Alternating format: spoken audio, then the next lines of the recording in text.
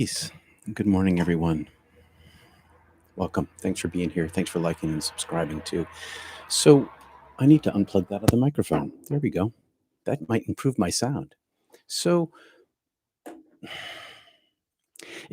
Julian of Norwich is often misquoted. She is the author of Revelations of Divine Love.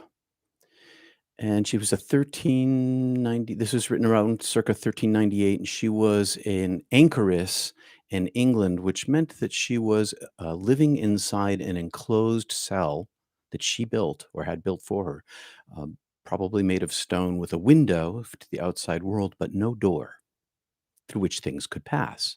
Food, conversation, other things going back the other way. She lived as an anchoress. That's just a little background. She probably had a near-death experience. She definitely was a mystic. She's often quoted, or rather, she's often misquoted. And that's what I want to talk about today. Her actual quote, this is from chapter 27 of Revelations of Divine Love. And I got to remember to put this down every day. That is making a noise. So, back to where we were. Chapter 27. This is the direct quote. All shall be well. All shall be well. All shall be well. And all shall be well. And all manner of things shall be well. All shall be well. Her tense is a future tense. She's not talking about the present tense, not the here and the now, which is where we find peace inside ourselves, which is a kind of wellness. This peace that we experience inside ourselves is a type of wellness, but the qualitative quantity of wellness on the other side is immeasurable. The absence of suffering, the absence of attachment, the absence of unfulfilled desire, the absence of illness, of physical, emotional, psychological, brain. No illness, no unwellness on the other side. She doesn't say all is well now. I've said that. But I said that from the perspective of the other side. All is well, all was well, and all shall be well. Or all shall be well, all was well, and all is well. The construction of the tenses doesn't matter at all in timelessness. The is wellness of the absence of suffering is a condition post death, not present world. I think because this is so often misquoted from Julian, that people have an expectation when all things aren't going well for them. That what does this mean that God told her that all is well? It's not well. Obviously, in my life, things are bad, is what we all experience. This future tense is post death for her, not present tense in her world. When I was dead, the is, was, and will be were timelessness, in timelessness, no differentiation from the wellness of my being when I was there, in the fullness of the divine love, and when I was alive. But that was my heavenly perspective. My earthly perspective has been the pursuit of this wellness, this peace. And so I cultivate it inside myself in order to bring the wellness to me now. And I don't mean healing of my body. I forgot to take one of my medicines yesterday, which is why I was all snuffy and stuffily at not church and after. And it's still got a little in my throat.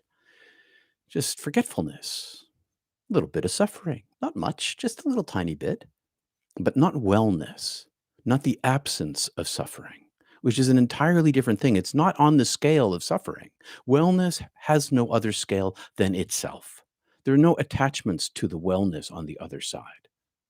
this health of your divine being, which can be in part experienced here, not in whole, or my friend would say whole, because it's a WH, whole. That wholeness can only be touched in a tiny bit here. That fullness of the wholeness, with a capital W now, isn't encountered until death for the majority of people. I suppose that there are some people walking around with this full enlightenment, which obviously I don't have, because I still suffer in the world. My attachment to the suffering is entirely another story, though. I mean, when it really, really, really hurts, I'm fully in my pain. But the cultivation of this peace, which is a type of healing and wellness, when that begins to pervade oneself, one's perspective on one's suffering, even existential suffering, or like, oh my God, this thing happened to me and this thing's not going well for me, all those things that we all feel and we all kind of have inside ourselves, can be under strengthened by the presence of this wellness that shall be in fullness for us in death, was in fullness for me in death, but isn't in fullness now. Sometimes it is. Once in a while, there's this touch into it. Whenever I fall into the peace of the silence, that's still only a touch of it because I'm still inside my body, even when my false self is absent.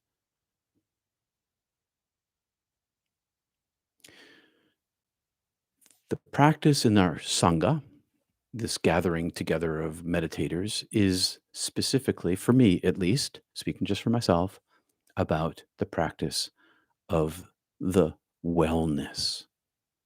I'm trying to bring wellness to myself. All shall be well. I'm going to take the quote directly. All shall be well, and all shall be well, and all manner of thing shall be well.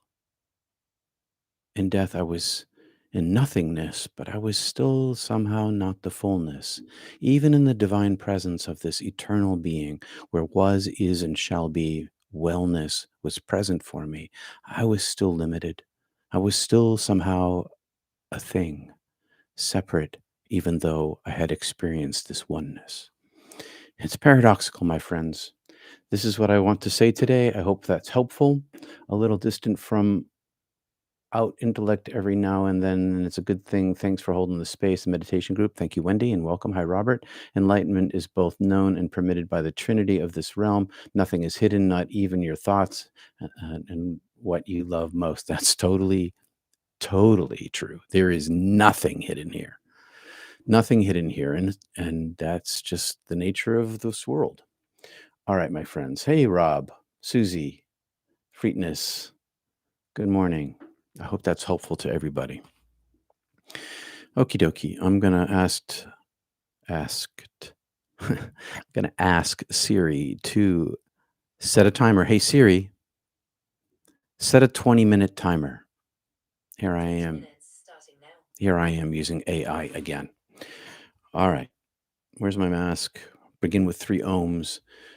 Been practicing with singular focus. Pick a singular focus, or a primary, maybe I should say a primary focus for your breath and your mind as you come up to your third eye. It's where I spent a lot of time in my early meditation life, years actually, working this spot here. But then I found this spot here, and I worked this a lot. This is the presence of the divine. This is my entry point into my heart. So maybe in a few breaths, at least up from your heart to your third eye and back to your heart again, and do a little sort of U shape, or you can do a loop all the way through. And a few breaths in the middle of your practice. I'm going to begin with 3 ohms and start with a full breath at the bottom, and when I'm doing my chant, and right up to my third eye, down my spine again. All right, I don't want to spend all the time doing this. Talking about it. Put on the mask, take off the glasses, put the hat back on. A little chilly here today. All right, my friends, here we go. Feet on the floor. If you're sitting in a straight back chair, get yourself comfortable. Full breath into the belly and fill the lungs for the Om chant, just the belly for the centering into silence practice.